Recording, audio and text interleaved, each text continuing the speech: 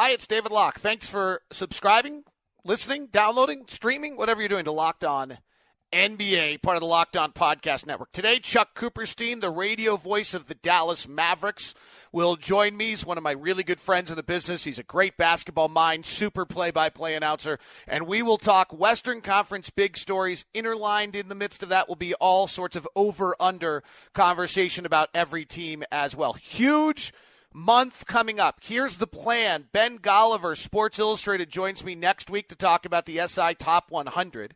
The next week, September 25th, will be our Eastern Conference over-under. Same show as this, but just Eastern Conference. And then in October, when training camps are open, we will be doing the Locked On Podcast Network preview shows. So that's kind of awesome. And those are really fun. Every single one of the hosts jumps in. And then Kevin Pelton will make his first stop of the season October 16th. So big, big, big stuff coming between now and the beginning of the season. We are ready to roll for the NBA. Thank you for tuning in to Locked On NBA, subscribing on iTunes, leaving a review, and doing all of that. Let's get on with the show. You are Locked On the NBA, part of the Locked On Podcast Network. Chuck, let's start off with the team who, just with all the moves in the West, what's the team you think is most improved this season? Minnesota. Minnesota's the most improved. Just adding Butler to that mix, they need, and all emerging teams do need, a player who has been there, a player who has succeeded. So I think that Minnesota will be the most improved. Now, are they as good as everybody thinks that they're going to be, given, a talent like Towns and, what Wiggins is capable of? I'm not sure of that. I mean, I think there are issues that they definitely have to work through because I think all those guys need the ball in order for them to be most effective, and there's only one ball. And, even with Jeff Teague coming in and running the point, it's not like Rubio, who is more than willing to give it up. Teague wants to get some shots up himself too. So, they've got some issues that they've got to work through, but I think the talent is such that they're going to make the biggest jump, and, it's about time that they actually do.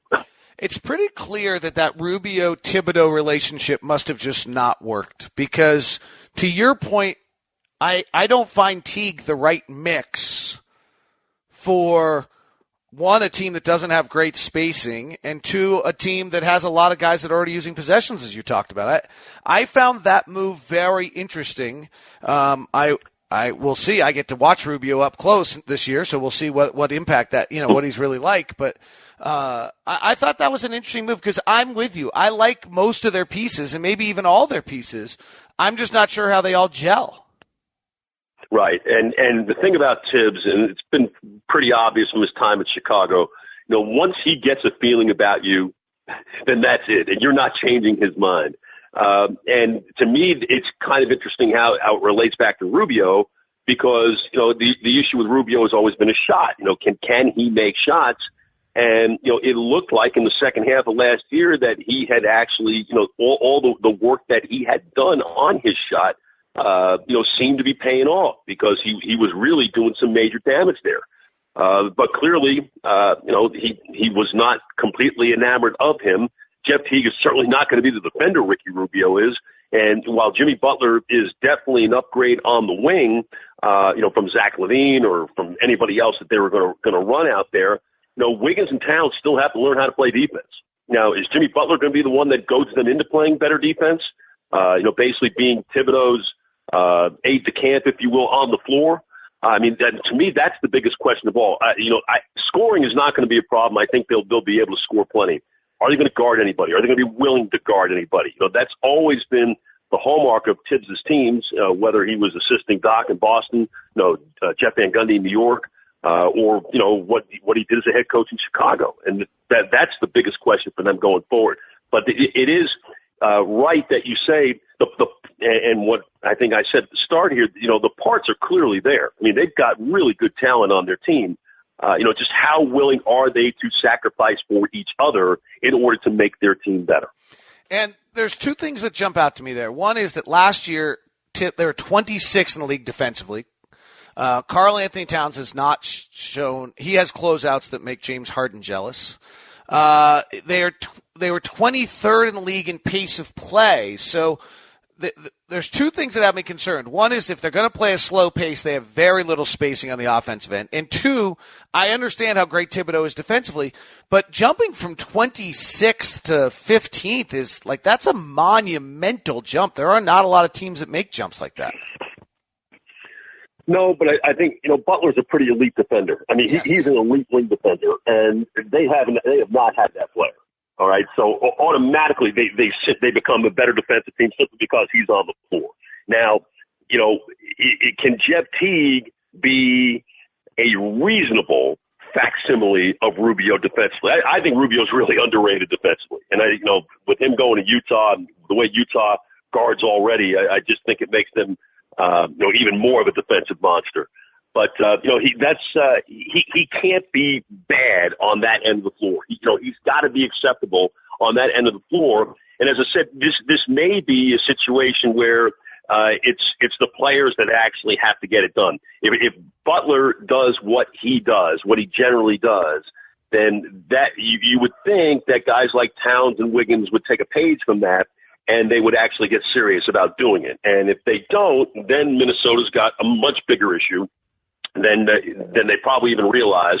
And obviously with, Wiggins' extension available to be signed, they've got to think long and hard about that. Westgate set the line for Minnesota at 48.5 wins. Chuck Cooperstein, over or under? Under. I'm going with you on that. I just think there's a lot that has to come together. And the West is really loaded. I mean, I think that's the other aspect. They're loaded. Now, David, I think they're a playoff team.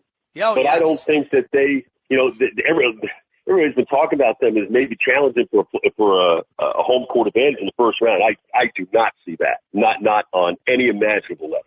I think there are 4 teams in the West that are different than everybody else. Okay, well, there's one, the Warriors, right? But I view Oklahoma City. I hear everybody talking about Oklahoma City, Minnesota, Denver, in this collection of teams. I don't see it that way. I think Oklahoma City is considerably better than those other teams. If Paul George and Westbrook get along famously with each other, I will agree with you there. I think we just need to see how that plays out. Defensively, I think they're top 5 in the NBA. I mean, Westbrook, Westbrook can't guard it. Westbrook can't guard anybody. Sure. All right, he cannot guard anybody, and he doesn't want to guard anybody because that's and never has. So let's not put him there. All right, I mean he does what he does offensively. He grabs rebounds basically because everybody runs away and gets a lot of rebounds off of missed free throws and whatnot. But Paul George is an elite defender. All right, he is absolutely an elite defender and an elite player. To me, Robertson clearly is an elite defender, but he's just an absolute liability on the offensive end. But I think Paul George makes them significantly better as long as Westbrook kind of dials it back a little bit. Because if he doesn't, and George doesn't get his touches, and George doesn't get the chance to take shots at the end of games, which he wants to do, even though he doesn't make apparently very many of them in clutch situations, then you wonder how the chemistry will ultimately work there. But it should work there, okay? Because they both have something to prove.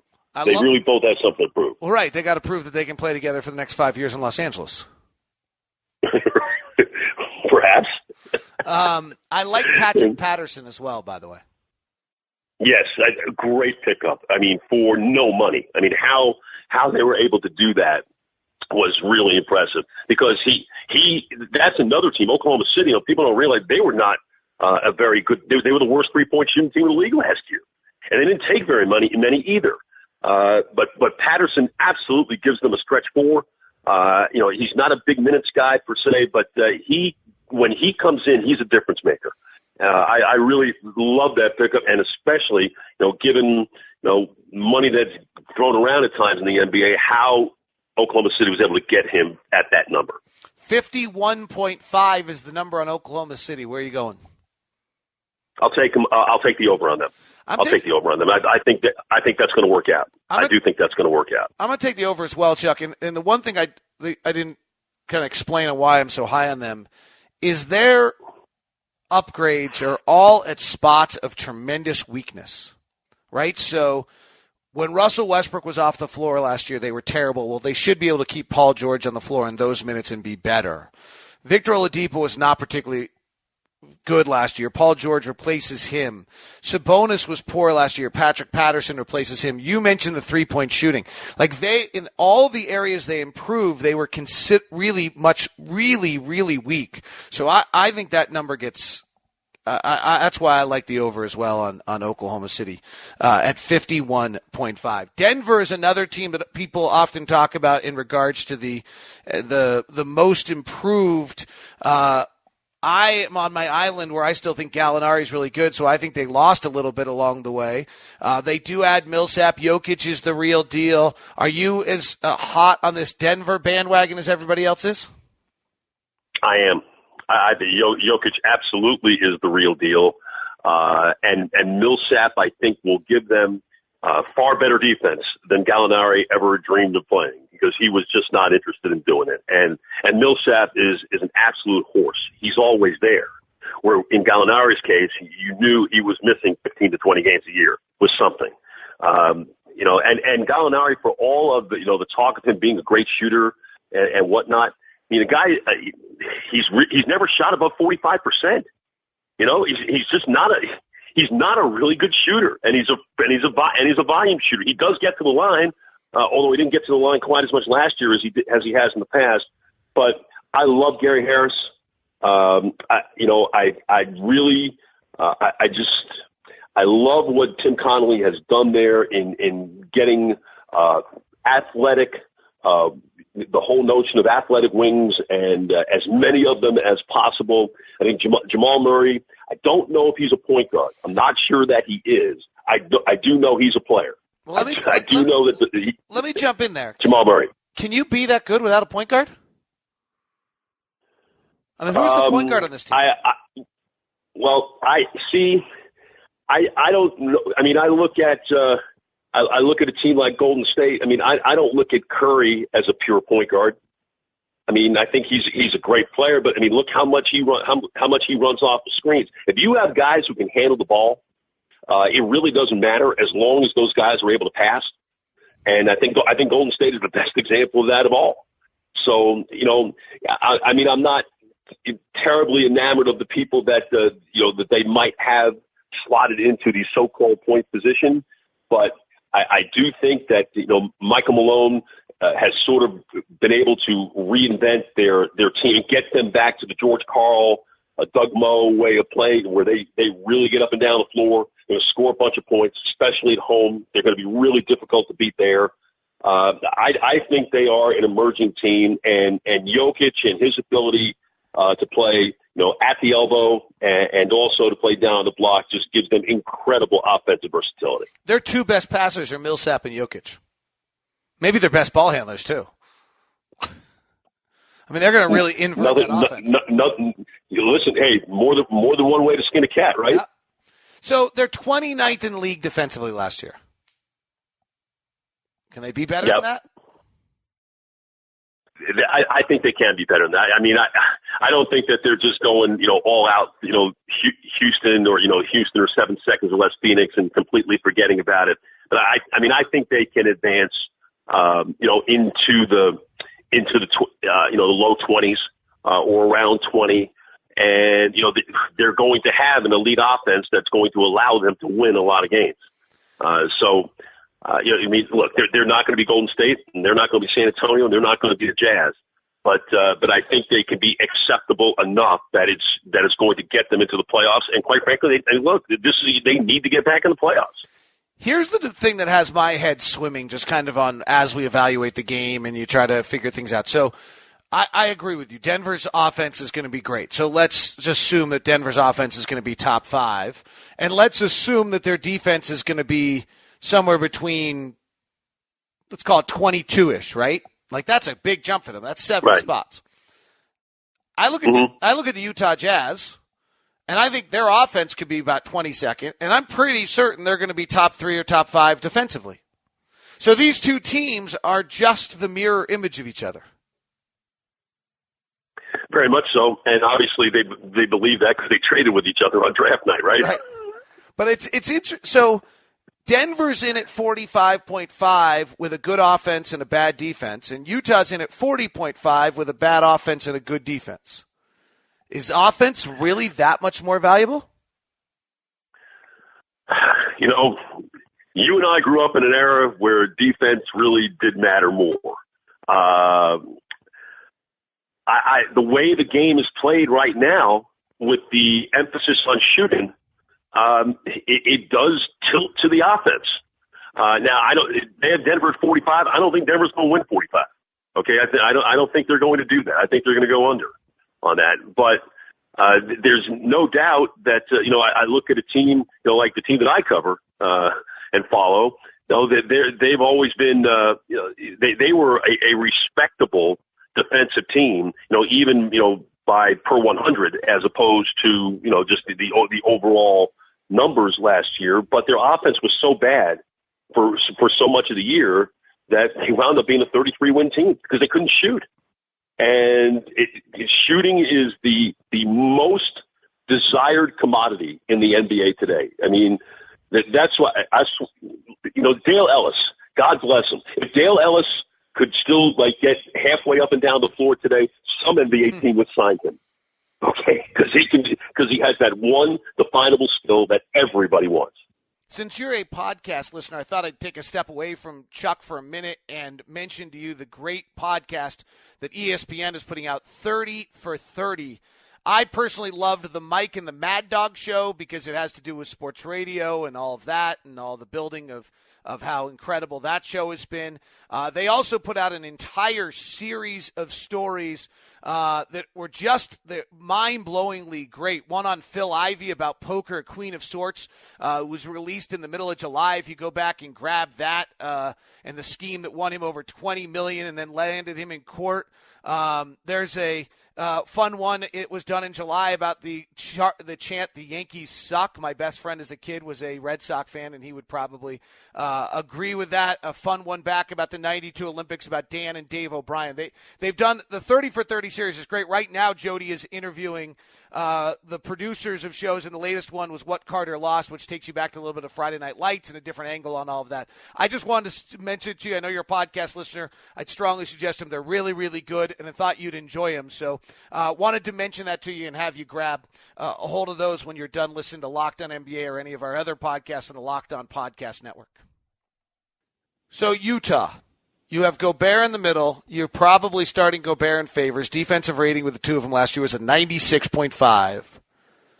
And you have seemingly nothing on paper that gives you any idea how you're scoring late in games.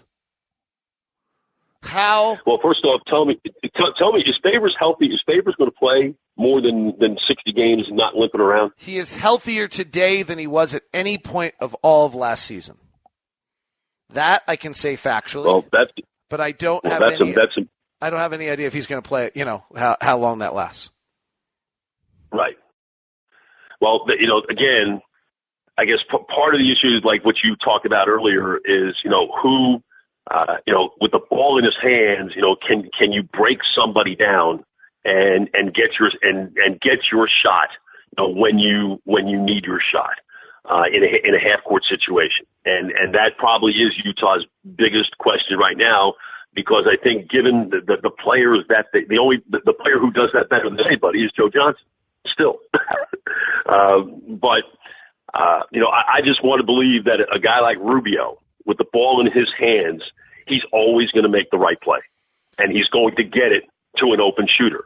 And whether that's Joe Johnson or whether that's Alec Burks or whether that's Rodney Hood, who by the way needs to stay healthy too. I think that's. I think they will find a way. I think Quinn is creative enough that they can overcome that issue. I'm going to go over in Utah. I'm a much bigger fan, and because I do like the defense, and I do think I can't believe that losing Gordon Hayward is all of a sudden going to make Utah 11 wins worse. So I'm over on them.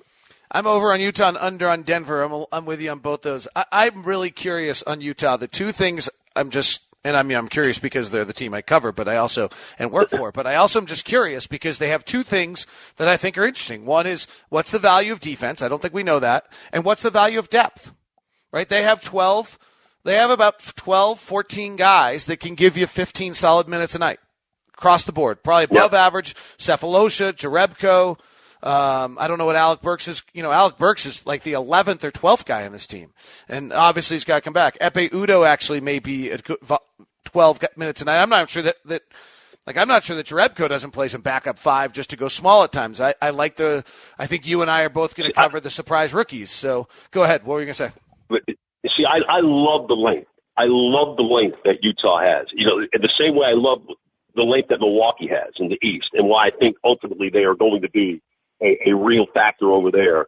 That's the thing that I think will carry the day. I think length is greatly undervalued. Scoring is certainly valued and maybe even to an extent overvalued. But if you can guard and look at Golden State, yes, Golden State scores like nobody's business.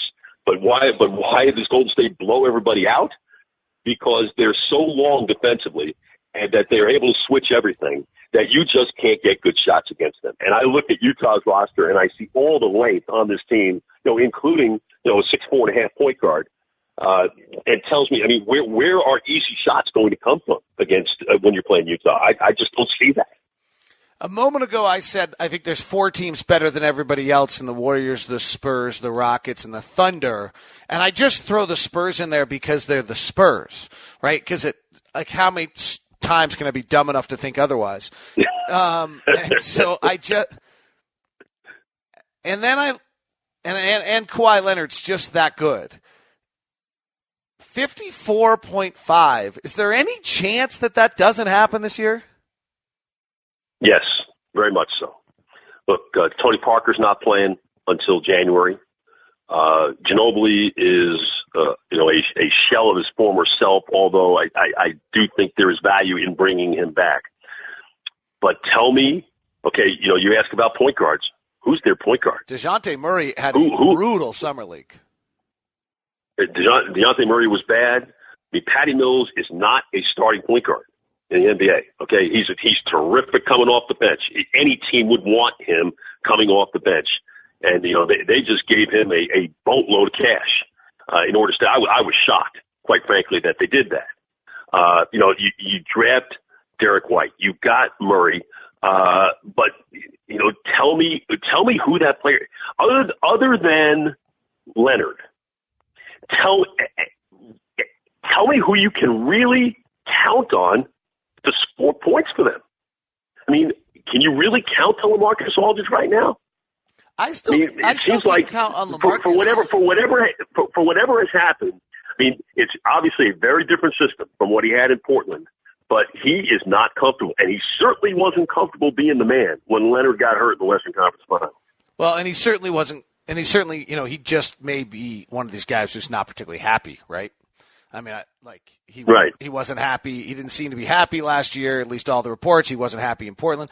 I still think he's still dropping 17 a game. What I think's interesting, back to your point guard point, is it's not only the point guard. It's Danny Green doesn't have a great handle, right? Nope. LaMarcus Aldridge is not a natural passer. Pau Gasol is, but he's not a great, part of the Spursian system, and also just kind of where this league is multiple ball handlers, multiple passers. Why is Denver's offense going to be so great? Because Millsap, Jokic, they can cover up for what we were just talking about with their lack of point guard. I don't know that they have that unless they're going to really run almost as they have in the last few years, just much more post-up stuff. They've run the most post-up stuff of anyone in the league. And is it really going to be Gasol and Aldridge in the post conducting out to Leonard and shoot, and Green as a shooter? It's interesting to see what Pop does to make this collection work. Well, to me, what always made San Antonio the most difficult team to play against was the fact that you had to guard them for 24 seconds. Because they were always willing to play it down to 5 or 6 seconds and figured that you would not play defense that long and they would wind up getting an easy one. And the other thing was that the Parker Duncan low side pick and roll was absolutely devastating. And neither Gasol nor anybody else that's going to, or Aldridge, or who's ever played in that 4-5 position, run that pick and roll with the point guard and with Parker. That's just not going to happen. It's just not going to be as effective. So I'm under on San Antonio. I'm not. Their summer was just not very good by any stretch. I'm over only because if I'm going to lose money, I'm losing money on that side, right? Like if I was going to, I just can't lose money again any other way. So if you're under, who's your second best team in the Western Conference? Houston. You're buying. You have any concern on Chris Paul, James Harden? Sorry? Do you have any concern on the Chris Paul, James Harden mix? A little, but I think that they will figure that out. And here's the deal. I think that for a lot of the game, you probably won't see them together. I think they'll start the game and they'll probably finish the game. But in the middle of the game, I think that you're going to have long stretches where one or the other is the primary ball handler on the floor, and for that team with those guys' handles, that works. Anything that takes of James Harden to have to be the primary ball handler. I mean, D'Antoni put everything on him last year, and for the most part, he delivered. Ultimately, at San Antonio, he caved, and so he needs some help. And listen, I still think that you tell me, you give me any point guard in the NBA, I want Chris Paul running my point. Chris Paul to me is what a point guard is and always should be. A guy who can score if he needs to score, but not necessarily a guy who always has to look to score because people want to play with him because he is going to get them the ball in places where they can score.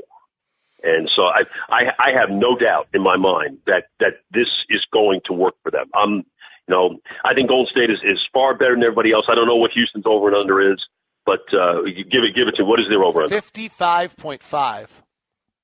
Well, they won 55 last year without Chris Paul, and their team is better this year. So, and even with the guys that they brought in reserve, even getting guys like PJ Tucker come in and be a reserve player for them coming off the bench. Ariza is in a contract year. It was always a good thing for him, it seems. Clint Capella, I think, will be a much improved player. Even a guy like Bob Mute, at the veterans minimum. I really like their team. So yes, they are over. They are an over for me. I think Bob Mute plays a lot of four on that team late in games and gives them two good defenders in Bob Mute and Ariza, and maybe even Tucker's playing that four. I'm with you on this. I don't think Paul and Harden play together that much. I think Eric Gordon is the biggest benefactor of having both of those guys. At times he'll be the third option.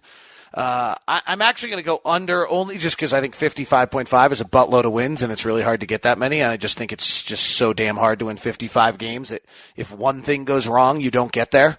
And I actually think there'll be a big enough gap between 2 and 3 and 4 that I'm not sure that they'll be incentivized. So I'm going under, but I agree with everything that you just said. You mentioned the Warriors, 82 over or under?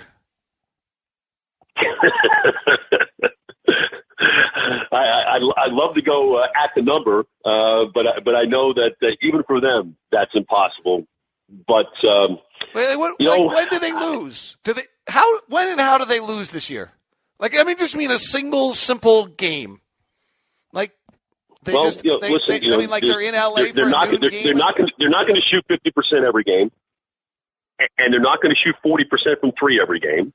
And there may be some night, on the very few second night of a back-to-back where Steve Kerr decides to rest some players, where they wind up losing, but they're not going to lose many.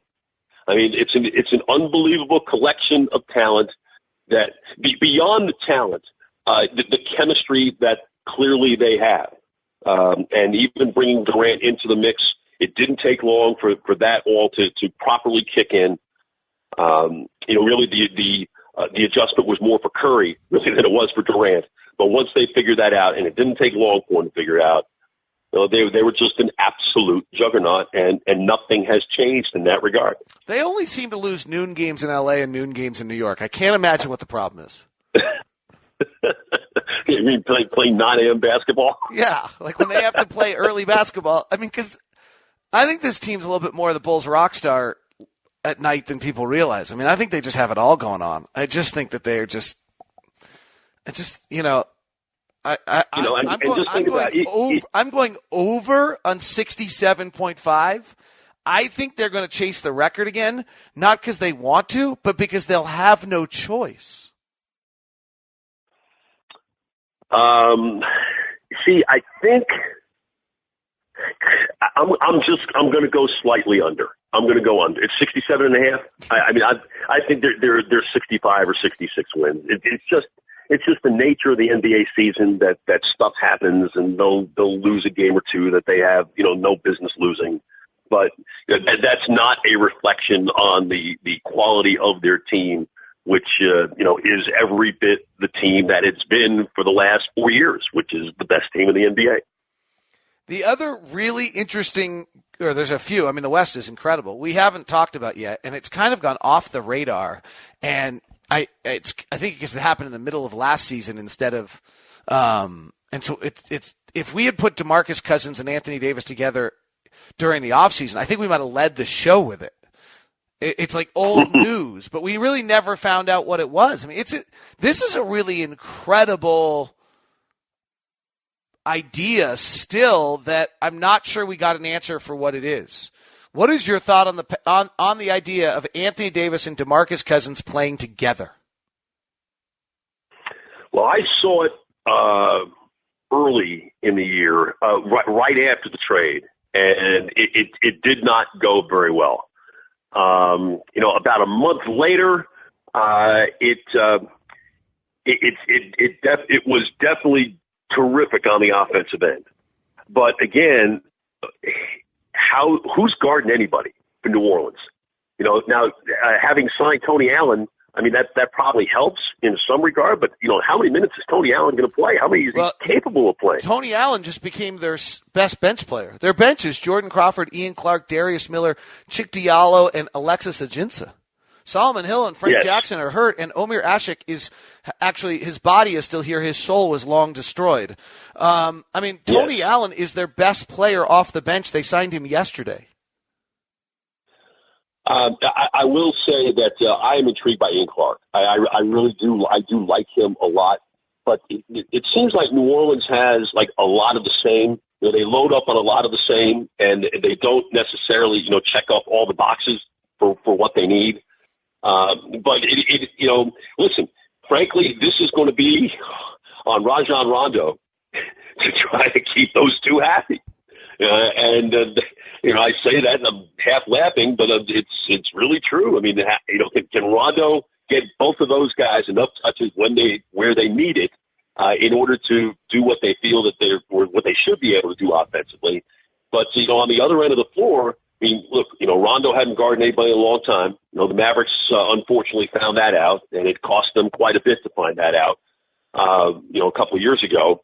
But you look at the rest of that team, and as they're set up right now, David, they're not guarding anybody. And, I mean, they're going to have to be Golden State-like offensively in order to win a bunch of games. I don't think they're going to the playoffs. I think firing Monty Williams was among the dumbest things that a franchise has done in some time, because he did have it going in the right direction. They were playing hard. They did make the playoffs. They had something to look forward to, and they dumped them, and I'll never understand that. And Alvin Gentry, I think, is one of everyone's favorite people in the NBA. But I do believe that he has had enough chances to show that he's a really good assistant, but he's not a very good head coach. The Anthony Davis, DeMarcus Cousins combo, okay? Some of the numbers to me were really interesting. So when Anthony Davis is on the court and DeMarcus Cousins is off the court, so Cousins is off. Anthony Davis shoots 55% and 36% from three. And when Cousins was on the court, he shot 10 percentage points less and 16 percentage points less from three.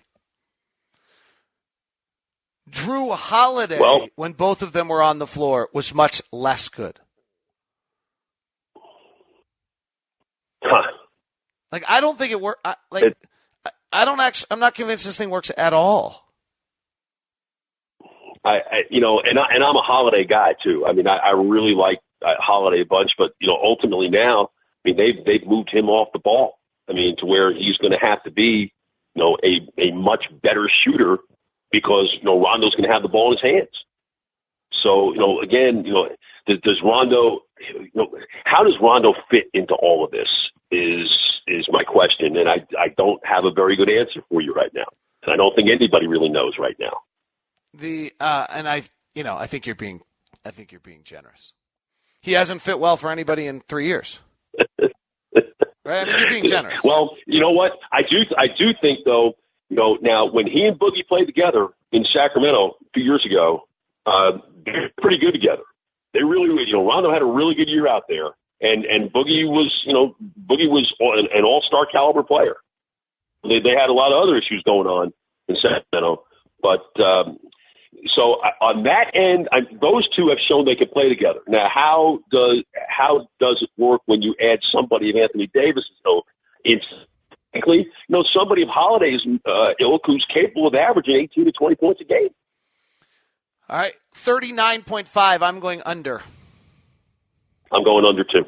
I just don't see how it all works out. The Los Angeles Clippers. Gosh, it's going to be weird to see them and not have them be the Los Angeles Clippers. I wonder if they'll still be like just so annoying that you snap at some point in every game as a broadcaster about how much they whine about the officials, or whether that'll be different. So this is now a team of Patrick Beverley, Austin Rivers, Danilo Gallinari with a broken hand, Blake Griffin, DeAndre Jordan. Danilo Gallinari needs to watch Bull Durham. You never hit someone with that hand. Right. Their bench is Teodosic, who we don't know yet, Lou Williams, Sam Decker, who might be okay, Montrezl Harrell, solid, and Willie Reed. What's your thought on this? And by the way, I like their little rookie out of Oklahoma State, Juwan Evans. I think he's going to be a player. But well, I'll tell you who I actually like Thornwell more, but I don't know where he fits into the mix. But I have no idea. I don't either. What this team is going to look like, how they're going to play. Clearly, you can't do things with Pat Beverley, Lou Williams, and Milos Teodosic that you could with Chris Paul. I mean, I just don't know. Doc's going to have to totally revamp this offense. I mean, who knows? If Gallinari's healthy, Gallinari probably plays a lot of point forward. Maybe he's the guy that winds up initiating a whole bunch of stuff, because you really don't have a true. I mean, Teodosic did in Europe, and I have a feeling, given the money that they paid him, that they're thinking that and he's got to be. He's 30 years old. It's not like this is a 22-year-old Euro who's not played at a really high level and not played under pressure. I mean, he's done that. I got a feeling, David, they're expecting more of him than maybe a lot of us are thinking right now, because I think he's got the creativity on offense as a ball handler that can make some of that work. But he is a sieve defensively, and that is being kind. 3 years. I just don't know about them. The Mavericks, we see them right after we play you at the end of October. So I guess we'll get an early look then, but I don't know. It's going to have to be Blake's going to have to be like 2012 Blake. He can't be 2015, 2016 Blake. I think he's going to have to be like that if the Clippers, have any designs on having a really good year. That's what I was about to interrupt you with is Blake Griffin, I think it was 3 years ago, February, Chris Paul's hurt. They turned the entire team over to him. He averages something insane, like 31 points, 12 rebounds, 6 assists. He's bringing it up every time. I remember going on a run with one of our coaches who had their scout, and he's like, man, when he gets a rebound and goes, there's just like nothing you can do. Do you think he still has that in him? I think there is something there. I mean, I still think he's got the hops, and he's his mid-range game has definitely gotten better. I mean, he's never going to be a super 3-point threat. It's not like you're going to totally rely on him to shoot threes and shoot a high percentage of threes. But, it is a unique skill set that he has. But I do think that when they play in the half court and he catches it with his back to the bat, I think he is guardable. I think the issue for the Clippers, because they also have been a below average pace team, because basically that's how Chris Paul plays. Do they ramp up the pace this year? And if they do, I think that probably plays into Griffin's hands a little bit more. But again, how does that affect them on the defensive end? Will they be able to stop anybody? 43.5. I'm going under just because if they have any injuries, they're done. And I'll agree with that. Yes, I'll agree with that. And you just can't count on Griffin playing 80 games. I mean, it's that he's going to have to play 80 games, and he's going to have to play at at an all NBA level. Top 3 team, top 15 player in the league in order to do that. We've neglected some teams. Let's run through them. Your Dallas Mavericks, Dennis Smith is the story. I'm going to talk Donovan Mitchell. You're going to talk Dennis Smith. Who cares about Jason Tatum, Lonzo Ball, and all these other guys? Markelle Fultz. Dallas you're an interesting spot, obviously. How good is the feeling on what Dennis Smith is at this point? They cannot wait to get him on the practice court in 2 weeks. I mean, obviously they're playing pickup right now, and they've had everybody in, pretty much since from last week. They've all here. They've all been playing, and the sky is truly the limit for him, and we are not overstating the case with him. People forget that, as a senior in high school, he was one of the top 2 recruits in the whole country. He and Harry Giles, both of whom, wound up with knee injuries and, probably got knocked down pegs or 2. And obviously, Dennis did not play with a really good team last year. And, I think I dinged for that a little bit. And I think he's wearing that, on his shoulder at each point. And I think I can't wait for the games that he plays against those teams that have, the players, whether it's Lonzo or it's De'Aaron Fox, it's Fultz, all those guys that got drafted in front of him. The point that he wants to prove, and at the same time that Rick Carlisle's going to hold the reins real tight and say, "Whoa, boy, don't worry about taking out that guy. Worry about us winning the game." And I think it's going to be interesting to watch that play out. And I think Dennis has shown so far, just from the little that we've seen, a willingness to be coached, a willingness to try to make the right play. It doesn't always work out that way. The last play late in the summer league game against the Lakers when they lost, like he tried to do a little bit too much. There was a little bit of Westbrook at that point. It's probably a little bit rich for him to do that right now. But David, the Mavericks have been in existence since the fall of 1980. They have never had a player that has this combination of athletic skills that Dennis Smith has. So it's you look at him and he's 19. You look at Noel and he's 23, and Harrison Barnes is 25, and Seth Curry's 26.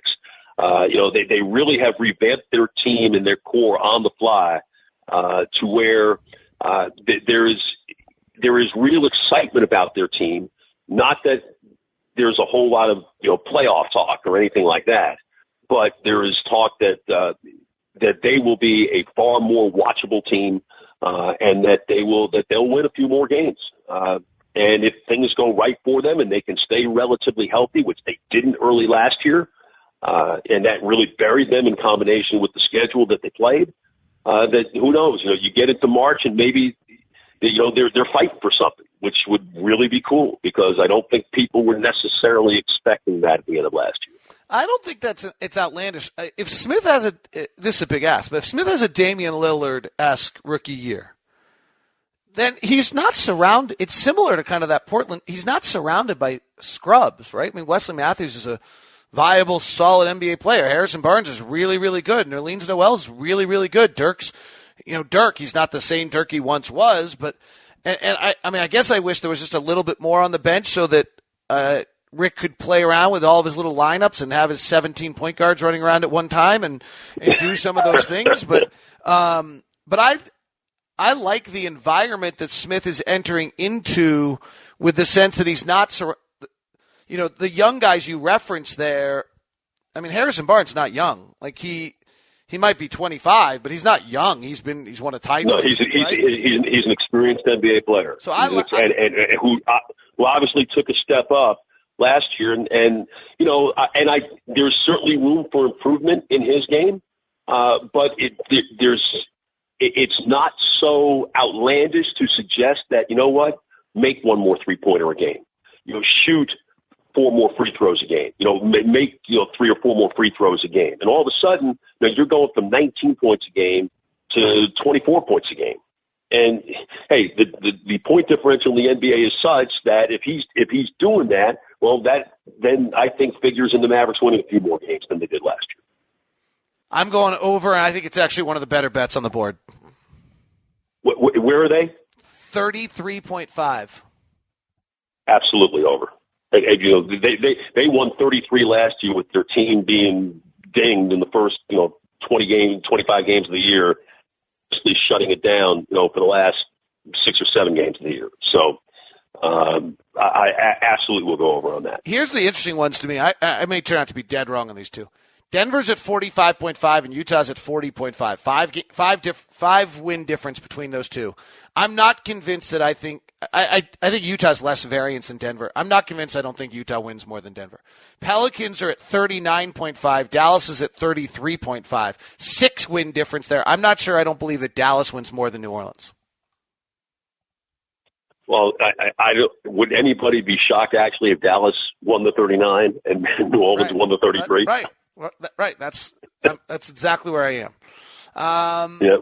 Lonzo Ball, franchise changer, rookie that struggles. Is he this special a kid? I mean, I have a hard time buying into stuff like that until I watch him. Every time I see him, it makes me wonder a little bit more if maybe this kid's really that special. I love the kid. I absolutely love the kid. There are definitely some issues, not the least of which is that every NBA team is going to make him go right, and can he shoot going to his right?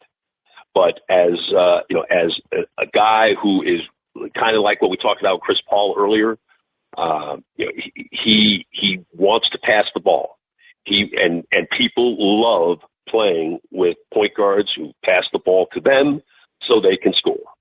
There is a definite it factor with him, and look, there are people who are going to want him to fail simply because of who his father is. I mean, anybody who has looked at him and seen how he's played and how he interacts with his teammates, he's about trying to be the best player he can be. And, his dad will handle all the other stuff. And so I do think that, I don't know, well, let's put it this way. I don't think Showtime is quite ready to return to the Staples Center, but I do think that they've got a really good piece in place.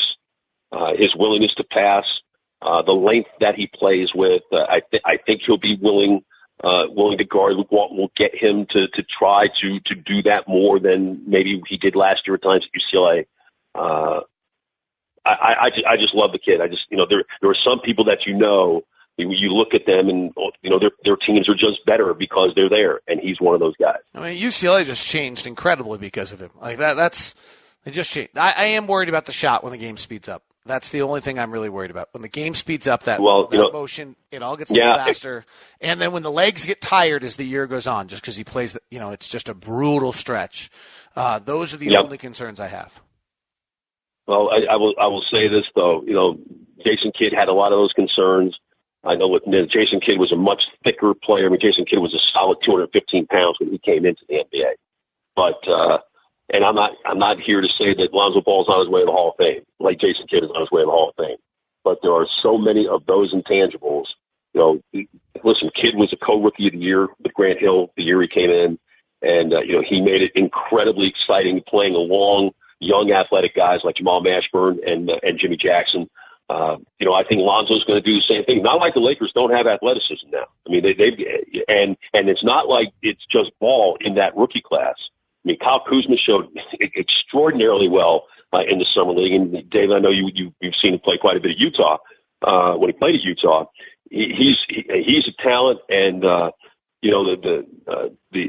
kid from Villanova is a winner. Josh Hart, I mean, he's absolutely a winner. I love Zubats. I think Zubats has an absolute future as a post player in the league. I think they've got a really nice mix of young players on that team that are going to be really fun to watch. And with all that said, I'm still going under 33.5. More of a statement of the West than I am about the Lakers. Absolutely, and that's true of so many teams. I look at the Mavericks, as a team, as we say that they should be better this year than they were last year. But you look at the strength, and it's impossible to see them making the jump up that they should, given their talent improvement. But just the 52 games that you're playing in the Western Conference are like playoff games every night. All right, we got 4 more teams. We've forgotten about one team that's fair. We haven't forgotten about. We just didn't get to them. But let's just roll through these quickly because I don't find them I don't think there's a lot of storylines to them. Sacramento's at 28.5. I'm not sure I understand what they did this offseason. I like George Hill. I like Zach Randolph. I kind of get the Vince Carter, the Bogdanovich thing. My only thought on it is if they trade all of them at the trade deadline and get assets for them, then I think it's really smart. I don't quite get I don't feel like they're at the point yet where you need veterans surrounding your young kids. I kind of feel like the other way around right now. But 28.5 on Sacramento. I'll say over. I mean, I'll go over. Maybe not much over, but I will go over. I like I love their bigs. I mean they got 8 zillion bigs on their team, and since I'm a fan of the big man, I'm not going to shy away from that. And the kid that I'm really curious about to see if he takes the next step forward this year is Papagiannis, because there were times last year when it looked like, he looked like a kind of a thicker version of Jokic. And I want to see if there is something a little more there. I think Willie Cauley-Stein's an outstanding defender. I think I love them rolling the dice on Harry Giles at 20. Frankly, I love them getting Justin Jackson. I mean, I think that was a tremendous move for them. So, and I think Dave Yeager can coach. I really do think he can coach. But how do you mix all of that? And I love Buddy, and I think Buddy Hield was he was terrific. After the trade. But how do you mix all those disparate parts together? Because the vets want to play, and you do need the young guys to be able to play and develop. The interesting one, by the way, is I like Scal and Willie Cauley-Stein, so that tells you how much talent they have floating around there. I think Scal played harder last year at Sacramento than he ever did at Kentucky and showed flashes, and I think Willie Cauley-Stein could be Rudy Gobert if he clicks in. So I'm kind of there. Yep. Memphis. Just kind of forgotten once again, just kind of dropped off to the side, never talked about. I just did it. I'll take the blame. You don't have to take it. I've led the show. They're sitting around at 37.5. They still have Marc Gasol, who's great. They still have Mike Conley, that's great. Chandler Parsons has been a shadow of himself, and yet we're just going to dismiss them at 37.5. Is that the right thing to do, or is there something more to this team? You tell me what else is left on this team. There's not a lot there. I mean, here's last year the Mavericks played the Grizzlies late in the year twice in Memphis. There was the one game in March. Mavericks had a chance to win it late. They didn't, and we had a feeling coming out of that game. Said, you know what? If we get to the end of the season and Memphis has nothing to play for, you're not going to make the playoffs, then the Mavericks will win on that final night of the season, because the Memphis bench was just awful. How has Memphis reinforced their bench? I mean, Conley and Gasol are great. Conley and Gasol are all-star level players. Parsons is not that player anymore, and he's just not going to be because of his injury. JaMychal Green, I'm going to assume, is going to ultimately sign the qualifying offer and come back, and he'll help. And he'll help. But you know what? They're going to miss Randolph, and they're going to miss Tony Allen. I mean, they've got to sort of reestablish a culture. I do not like their team right now. Under on 37.5 with that much talent, with those two guys? And if they get hurt, well, then they're under 37.5. And they both have been hurt. Yeah, then they're under 37.5. Phoenix Suns are at 28.5. And that will be under because they're just so ridiculously young. And, at some point, again, they'll shut Tyson Chandler down and not play him. They've got some intriguing wing players, and obviously, Booker's a beast. I like Josh Jackson a lot. I think there's some Sean Marion in Josh Jackson's game, although I don't know that Josh Jackson will ever average 20 a game like Sean Marion did, because I don't think the Suns are going to play that kind of ball and let that happen. But there's a lot of really good intangibles in his game. T.J. Warren can really score, but he can't guard. Eric Bledsoe, at times was really good last year, and then he got shut down. Brandon Knight's already out for the year after ripping his ACL. The Euless kid is 5'5" and 130 pounds, but he's tough as hell, and he's a really nice backup guard. I mean, they've got some nice young players, but as you know, David, young does not get it done in this league, and it seems like Phoenix is really intent on playing those young guys to the expense of everybody else. So I will go under on them. And I also think the West is so tough that teams are going to come in and just hammer teams like Phoenix because they just know they can't afford to lose a game like that. I just think those teams are in for it worse than ever. All right, I left this team for last, actually, as it kind of just developed on purpose. I'm so curious about them. I think, other than the Jazz, I think this is the team to me that's so interesting. It's Portland. They're at 42.5. They lost Alan Crabb, so that I think who did not play well last year. Who did not play the level of the contract last year for sure. He might not play the level of contract, but he's probably their third best offensive player last year. They have these two incredible guards. They were better when Nurkic, in the second half of the season with Nurkic. To me, their season last year was completely unsurprising. In other words, and what I mean by that is they had kind of made that run. They felt good about themselves, and then they didn't come out with that doing, the defensive things that they did the year before that is what made them win, and that didn't surprise me. I kind of thought they were primed for that. And so to some extent, I think they're primed for a renewed focus and actually defending again and playing with this, and that they may be this team that is much better than everyone thought. I mean, the second half of the season, they were and I'm not a big believer in this, but they were the 10th best defensive team in the league and the 5th best offense and the 4th best overall team post All-Star break last year. Yeah, they also had a lot of home games, too. Coming down the stretch of the season, and their schedule is always the weirdest schedule in the NBA. They have the longest trips, they have the longest homestands, so you always have to kind of measure their numbers against that. But I'm with you. I'm a huge fan of McCollum. I think he's just got big ones. Lillard, to me, at times, just he tries to do too much. And I think he takes too many bad shots. But I love Nurkic and have always loved Nurkic. And, I was kind of surprised a little bit that Nurkic and Jokic did not work out in Denver together. But boy, Nurkic made a huge difference for them. And he gives them a different look. I mean, to the extent that, he posts and you can throw it to him, and it's not like McCollum and Lillard feel like they've got to do everything on every possession down the floor for them to score, because Nurkic can handle a lot of that. He can block shots. He's just absolutely a load in the middle of the lane, just as a protector of the lane. Not that he's got great lateral movement, but he's not unathletic in that spot. But for those guys to really take the next level. Improvement. A guy like Noah Vonleh, it's about time for him to get better.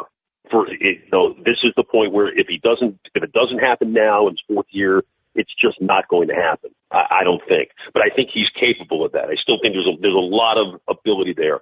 Harkless at times shows that he can, really be a versatile three. He's long, he can guard, and he's certainly improved as a shooter. Huge for him coming out of college. That they don't have much of a bench either. But then again, we keep talking about this, David, and there aren't very many teams that have great benches anymore. It just, you're spending so much money to try to, get a really good starting five that, you're loading up on rookies and veteran minimum guys to finish out your bench. And it usually shows when they ultimately get out on the floor. But I like Portland. I'm a huge Terry Stotts fan. And I think that those three guys with a full season to play together, I think they're going to figure that out. And I think that Lillard and McCollum really will be the biggest beneficiaries of Nurkic being there because they won't feel like they've just got to make a play every time they go down the floor, that they've got a little more help. I'm going over on Portland at 42.5. So am I. All right, so am I. So here, just to wrap it up, you went over on only 5 teams. Oklahoma City at 51.5, Utah at 40.5, Dallas at 33.5, Sacramento at 28.5, and Portland at 42.5. I agreed with you on all 5 of your overs. I added 2 other overs. I have over on the Warriors at 67.5 because I just don't think they can help it. And I have over on the Spurs at 54.5 because I just don't want to lose that. Wouldn't want to lose that money again. But otherwise, you and I were somewhat in cahoots on this whole thing. So I don't know what that means, but it means that it's either genius or absolute madness. And you know what the best part about this is? This is the 3rd time you and I have done this, and I have no idea whether we were right or wrong the first 2. Isn't that beautiful? I love it. Chuck Cooperstein, radio voice of the Dallas Mavericks. Are we hearing you on football this year as well? No football this year, unfortunately. Just the circumstances beyond my control. So, practice starts in 2 weeks. I'm ready. Let's go play. I'm with you. I look forward to seeing you. We will see you. How about a little lunch on the 30th of October, my friend? All about it. Excellent. It's on me, and whatever restaurant would like to host us, so I don't have to pay for it, just email me. No, I'm just kidding. All right. Thanks a lot. See you, buddy.